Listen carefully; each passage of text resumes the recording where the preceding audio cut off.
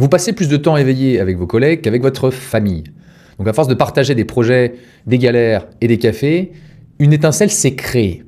Si vous ressentez cette alchimie pour un ou une collègue, si vous vous dites « eh bien notre histoire est différente » et que vous croyez au début d'une belle romance peut-être, tout en craignant secrètement les conséquences sur votre carrière, alors cette vidéo est faite pour vous. Je m'appelle Amalric, je suis expert en négociation de départ, certifié à Harvard et fondateur de rupturepro.com. Depuis plus de 5 ans, j'accompagne des cadres et des dirigeants dans des négociations sensibles, là où se joue à la fois leur sécurité financière, leurs droits et pour certains, leur vie privée aussi. C'est pourquoi des centaines de belles histoires comme la vôtre atterrissent sur mon bureau et ce que je vais vous partager ne vient pas d'un magazine, mais de la réalité crue des conséquences professionnelles de l'amour au travail. Dans cette vidéo, je vais vous expliquer pourquoi cette romance est une bombe à retardement pour votre carrière. On va décrypter ensemble, premièrement, la vision de votre employeur, qui ne voit pas un couple, mais un risque juridique. Deuxièmement, le champ de mine légal dans lequel vous mettez les pieds entre conflit d'intérêts et harcèlement. Et enfin, les 3 niveaux de danger qui vous guettent, du simple pari osé au suicide professionnel. Et on commence tout de suite par le principe fondamental que vous devez intégrer. Pour une entreprise, votre amour est un passif, un risque qui ne rapporte rien et peut coûter très cher.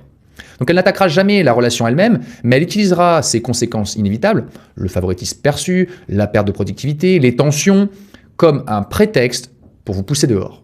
La vraie question n'est donc pas si ça va mal se terminer, mais à quel prix pour votre carrière.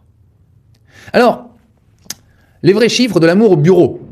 Vous vous dites que votre cas est unique, une alchimie spéciale? Eh bien, regardons la réalité en face. Le travail est un formidable incubateur de relations. Une étude menée par l'ELO, fin 2024, a révélé que plus de 40% des actifs français ont déjà eu une relation amoureuse avec un collègue. Ce chiffre monte même à 47% pour la tranche des 35-44 ans, ceux qui sont en plein cœur de leur carrière. Une autre enquête de 2022 confirmait déjà cette tendance. 37% des Français avaient ressenti un intérêt pour un collègue et près de 60% d'entre eux avaient franchi le pas. Bref, ce n'est pas une exception, c'est un phénomène de masse. Mais ça ne s'arrête pas au sentiment. La même étude de 2024 montre qu'un quart des salariés a déjà échangé un baiser au travail. 25,40% précisément. Et tenez-vous bien, plus de 14% avouent y avoir eu un rapport sexuel. Ce chiffre grimpe à presque 24% chez les 45-54 ans, une population de cadres et de managers bien installés. Ces stats ne sont pas là pour faire du voyeurisme, mais pour établir un fait. Si vous avez une relation au bureau, vous n'êtes pas seul. Des millions de personnes sont dans votre cas. Sauf que la fréquence d'un comportement ne diminue en rien son risque. Au contraire, la banalisation de l'amour au bureau a rendu les entreprises et les services RH extrêmement vigilants, voire paranoïaques. Ils ont vu de trop belles histoires se transformer en contentieux, en démissions forcées et en équipes dévastées. Ils ont des procédures pour ça, et croyez-moi, elles ne sont pas faites pour protéger votre cœur, mais pour protéger les actifs et la réputation de l'entreprise. On estime que 14% des couples se sont formés au bureau. Mais ce que les statistiques oublient de dire, c'est combien ont survécu professionnellement à la relation, qu'elle réussisse ou qu'elle échoue. Une étude de PageGroup a révélé un chiffre clé.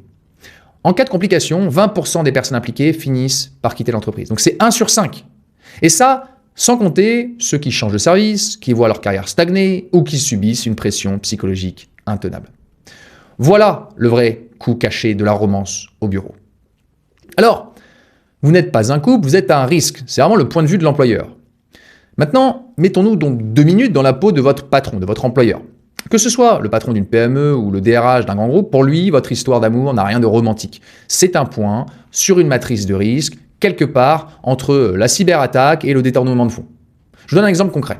Dans un grand groupe, un cadre dirigeant en pleine ascension entretient durant plusieurs mois une relation discrète avec une manager intermédiaire de l'entreprise.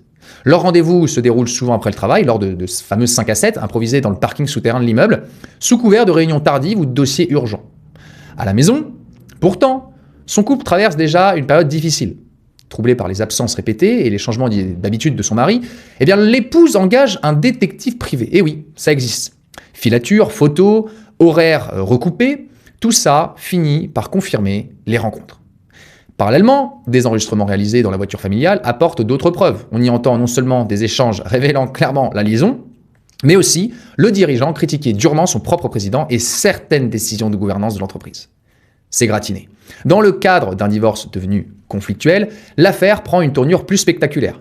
Quelques jours plus tard, une clé USB contenant photos, extraits audio et compte rendu de filature arrive anonymement sur le bureau du président du groupe.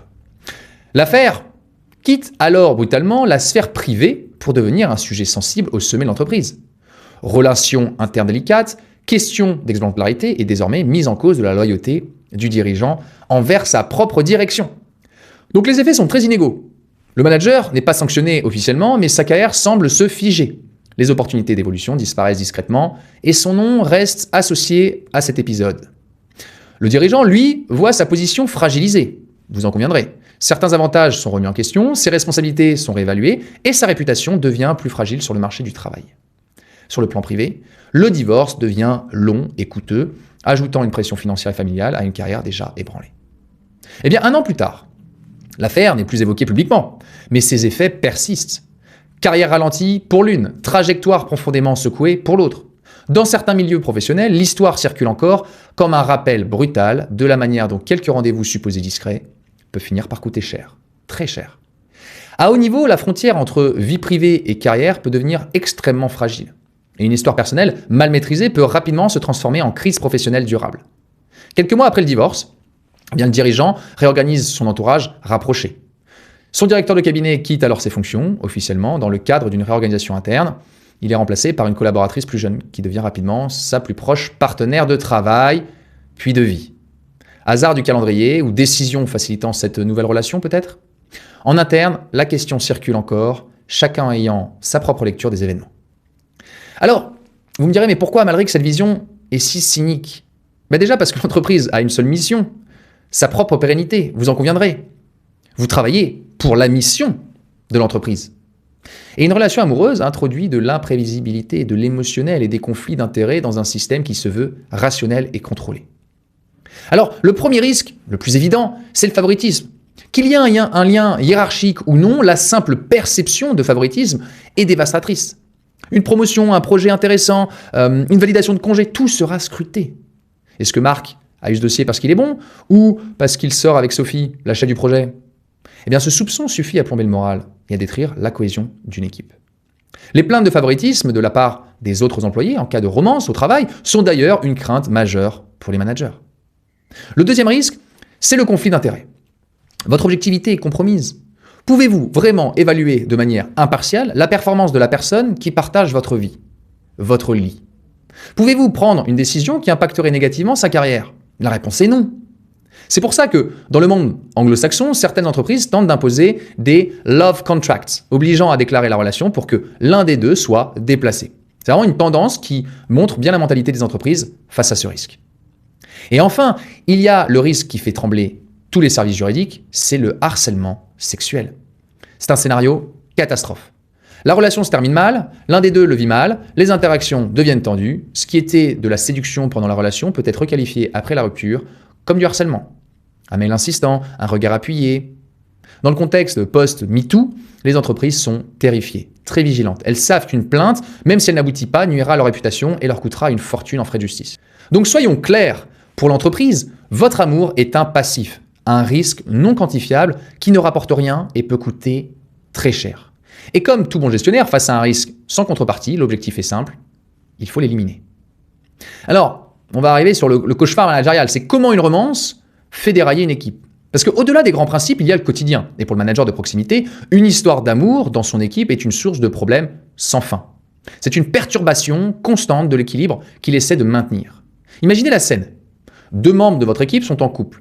Au début, tout est rose, ils sont heureux, peut-être même plus productifs, mais très vite, les choses se corsent. Premièrement, la confidentialité. Elle est morte. Vous, le manager, vous partagez une info sensible avec l'un des deux, vous savez très bien que le soir même, l'info sera débriefée sur l'oreiller. Voilà, la frontière pro-privé s'efface complètement et avec elle, votre capacité de contrôler la communication. Deuxièmement, c'est la gestion des conflits. Si un désaccord professionnel éclate entre les 2 tourtereaux, la situation devient explosive.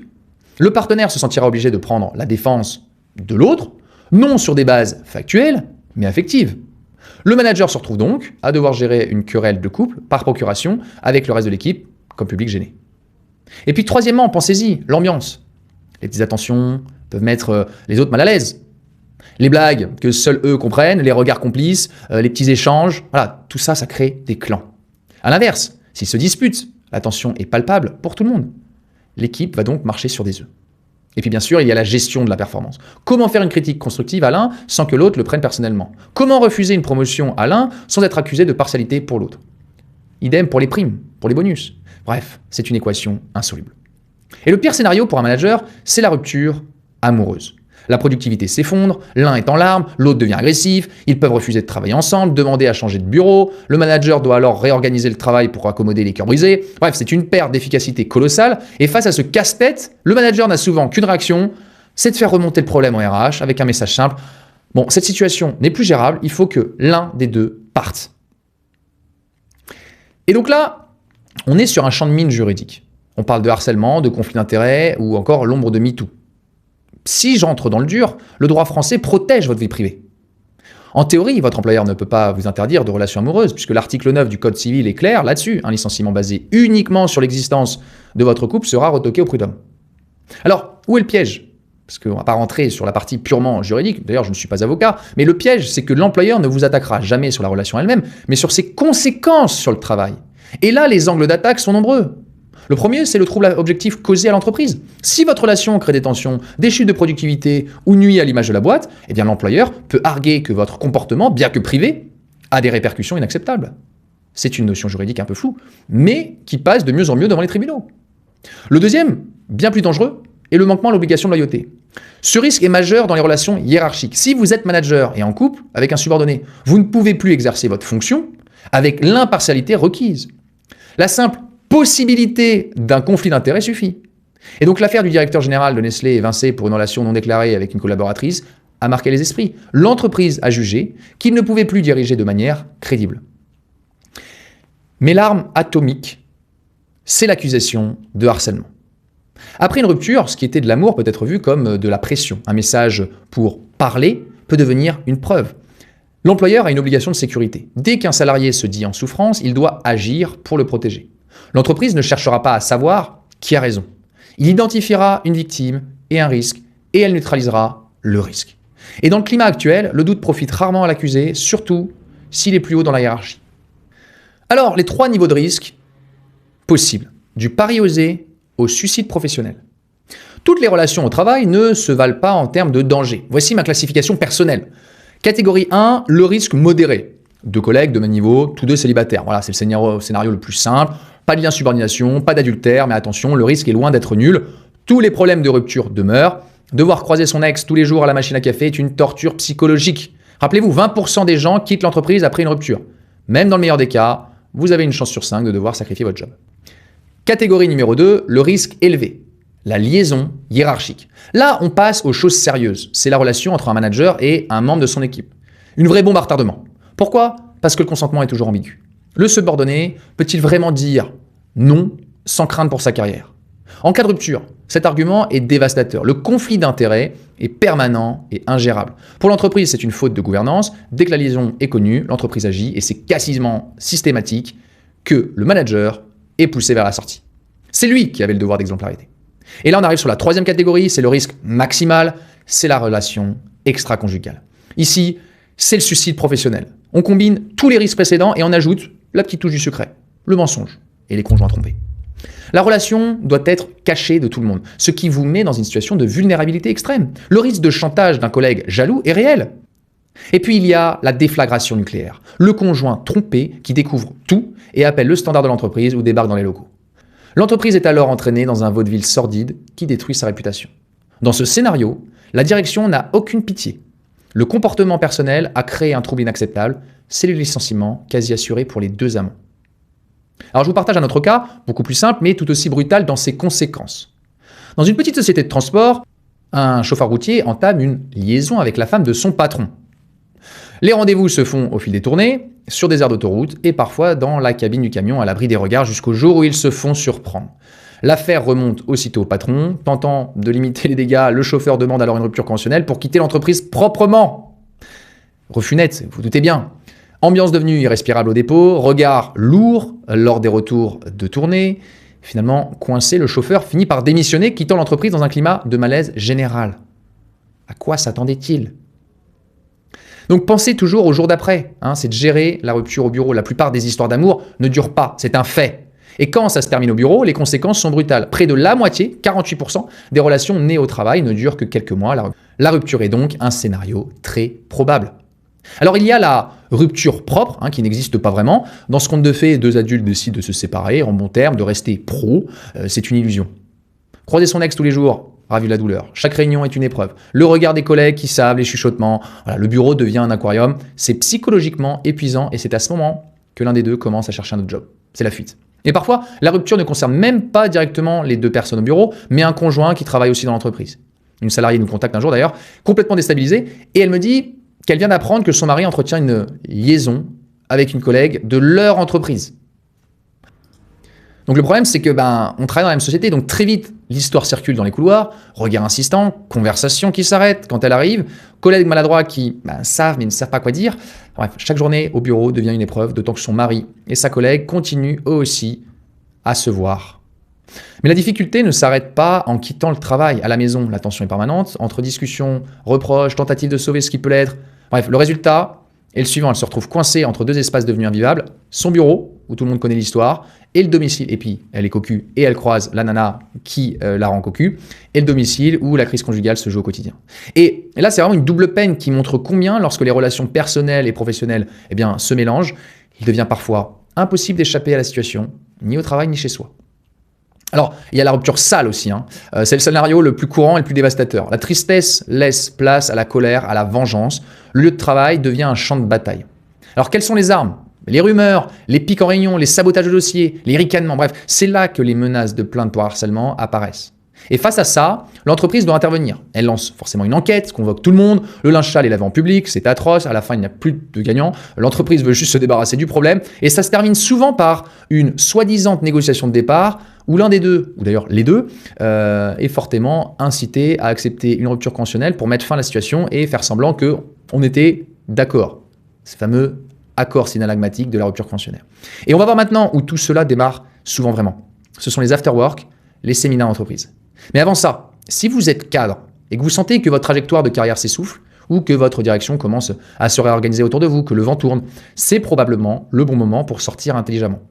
Une négociation de départ ne doit pas être laissée au hasard et plus vous l'anticipez, plus vous pouvez partir sereinement et donc avec un vrai chèque. Donc si vous voulez qu'on vous aide à construire votre stratégie d'évasion étape par étape, prenez un premier rendez-vous sur rupturepro.com.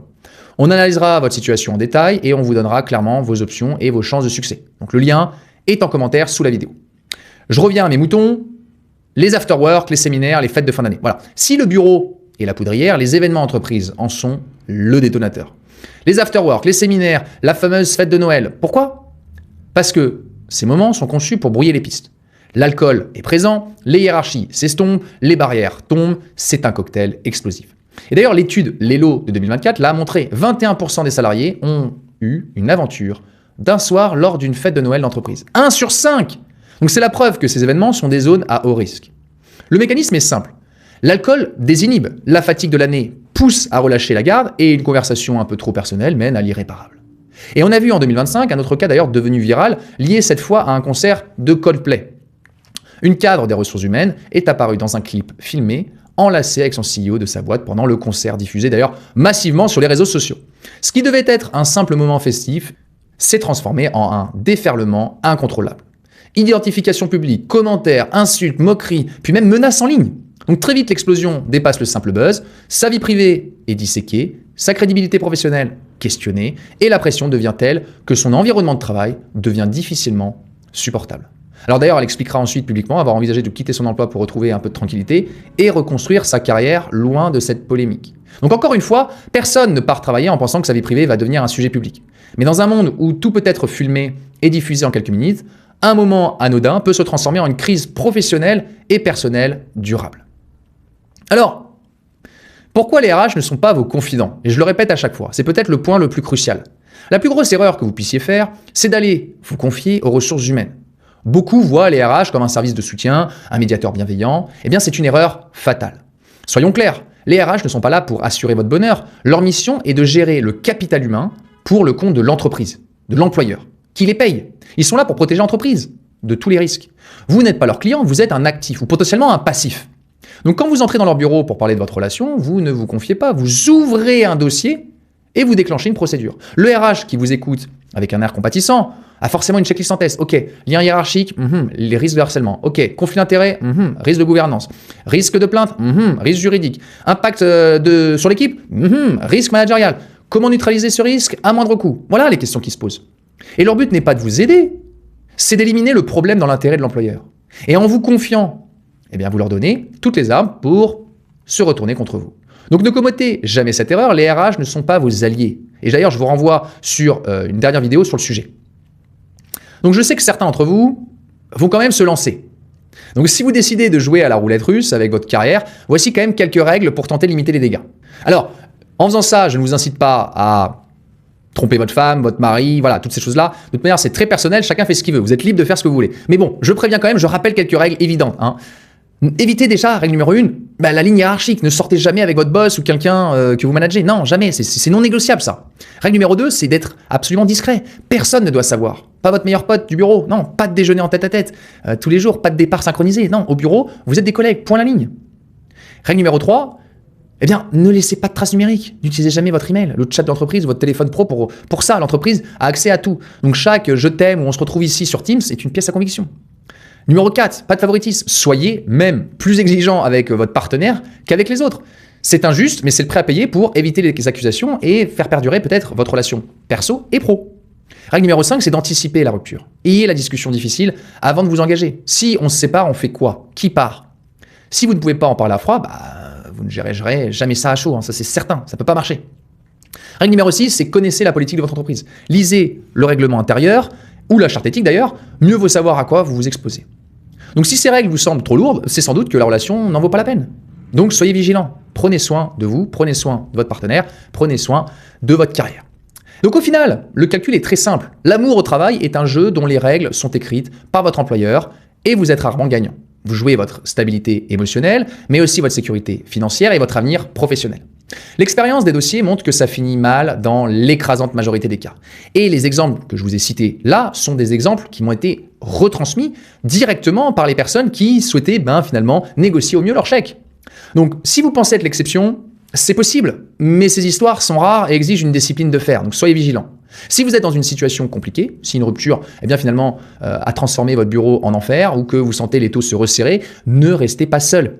Si votre direction cherche à vous pousser dehors, il est crucial d'être bien conseillé. Négocier son divorce professionnel n'est pas un échec, c'est reprendre le contrôle de sa carrière quand la situation est devenue intenable. L'amour, c'est magnifique, la Saint-Valentin est tanti quanti, mais le bureau est sans doute le pire endroit pour le cultiver. Donc protégez votre carrière, protégez votre cœur et si possible, gardez les deux bien séparés.